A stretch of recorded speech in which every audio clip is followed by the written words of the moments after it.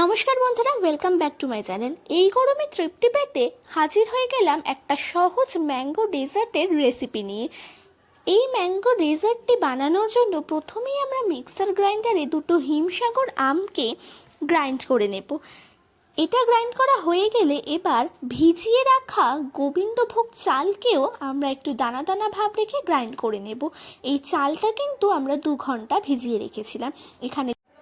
এরপর ইন্ডাকশানে আমরা দুধটাকে ফুটিয়ে ঘন করে নিচ্ছি।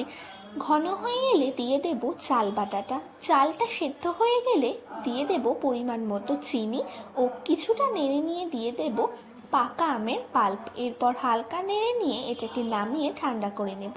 তারপর কাঁচের বাটিতে এগুলো সমানভাবে ঢেলে দেব। ওপর থেকে কাজু দিয়ে গার্নিশিং করে ফ্রিজে রেখে দেব 7 থেকে 8 ঘন্টা মতো। 7 থেকে 8 ঘন্টা পর ফ্রিজ থেকে বার করে ওপর থেকে আমের কুচি দিয়ে সুন্দর করে সাজিয়ে পরিবেশন করব ঠান্ডা ঠান্ডা ম্যাঙ্গো ডেজার্ট। ধন্যবাদ।